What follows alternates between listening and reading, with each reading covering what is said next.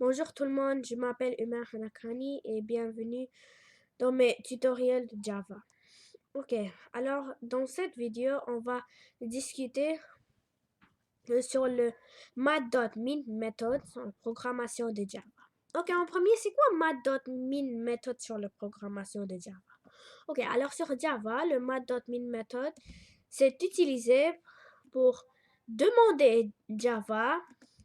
C'est comme math.max. Pour demander Java, si, par exemple, on va créer deux valeurs encore, on va l'appeler 19 et 25. Ok, 19 et 25. Ok, maintenant, on est juste en train de demander à Java ou notre software ou notre compiler si...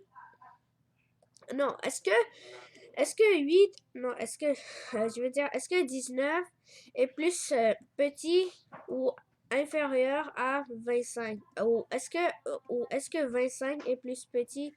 Est-ce que 25 est plus petit ou est-ce que 19 est plus petit? Alors, on est juste en train de demander ça à Java.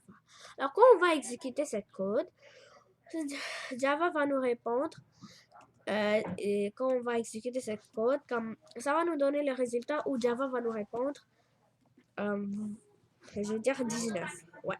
Ça, c'est parce que 19 est le plus petit nombre est plus petit que 25, n'est-ce pas? Alors, ça veut dire que 19 est plus petit ou le minimum nombre que 25. Alors, comme ce sont presque que les mêmes règles que math.max méthode, mais la définition de math.minimum, c'est différent, je veux dire.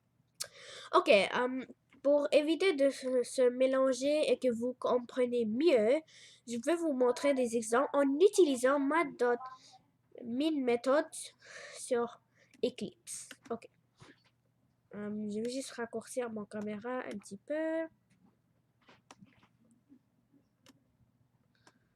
Ok, ouais, c'est ça.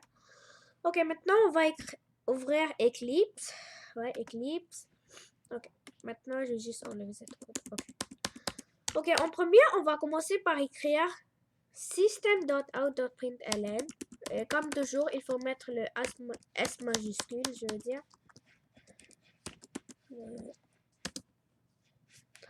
Ouais, S majuscule. Puis, entre les parenthèses de system.out.println, c'est comme math.max. On va écrire math.min.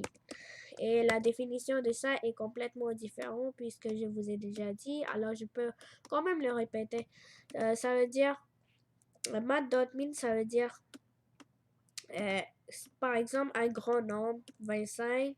Est-ce que, on est juste en train de demander à Java, est-ce que un grand nombre comme 25 et un petit nombre 19. Java, est-ce que 19 est plus petit ou 25 est plus petit? Alors qu'on va exécuter cette code, ça va nous donner le résultat 19. Car 19 est plus petit, le nombre le plus petit ou c'est inférieur à 25. Ok, alors math.min, et c'est ça. À chaque fois qu'on écrit des méthodes, à chaque fois qu'on écrit un méthode ou des méthodes, on doit toujours mettre les parenthèses. Et on doit toujours écrire, non, pas écrire comme, je veux dire, on doit toujours écrire comme notre valeur, comme notre deux valeurs, et en les séparant par un virgule, quand on utilise math.min ou math.max. Ok.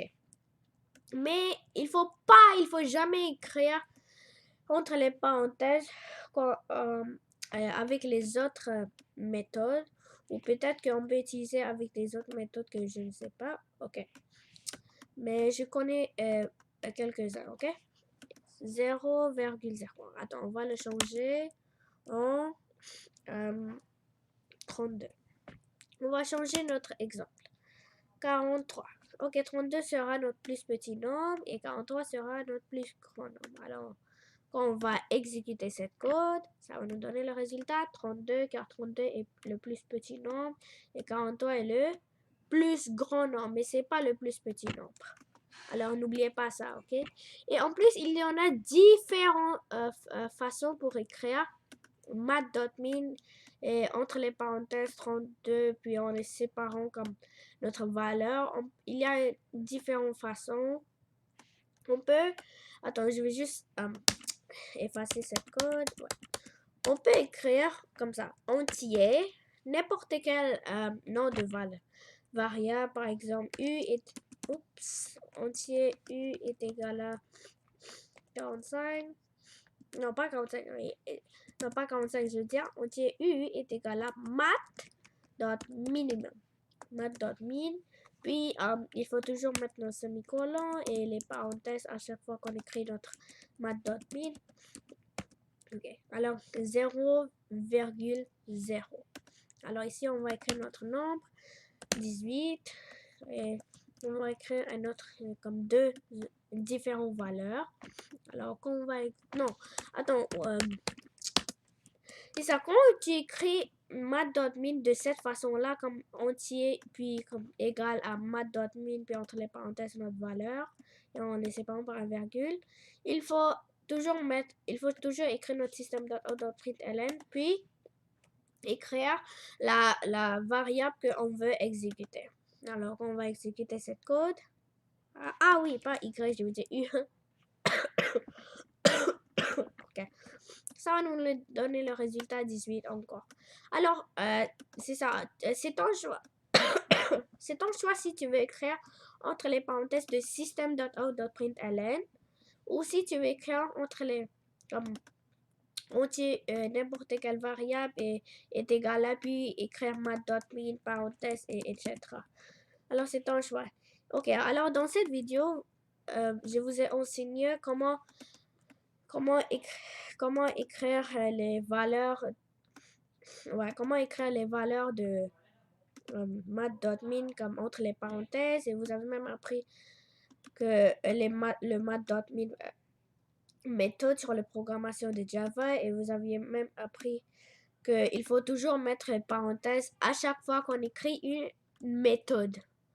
Et à chaque fois qu'on écrit mat.max ou mat.min, il faut toujours séparer notre deux valeurs. Il faut toujours séparer notre deux valeurs en mettant une virgule. Et oui, j'ai oublié de vous dire que si on ne sépare pas ces deux valeurs par une virgule, ça va nous donner une erreur. Car Java va penser que comme Java va penser comme il n'y a pas deux chiffres ou deux nombres à comparer.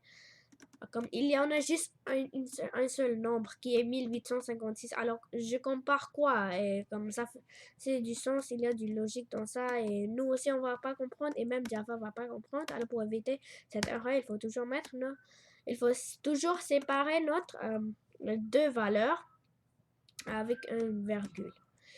Ok, c'était ça pour ma vidéo. N'oubliez pas d'abonner sur ma chaîne, de commenter sur mes vidéos. Et si vous avez aimé ma vidéo, n'oubliez pas d'appuyer sur le thumbs up. Et merci d'avoir regardé ma vidéo. Bye!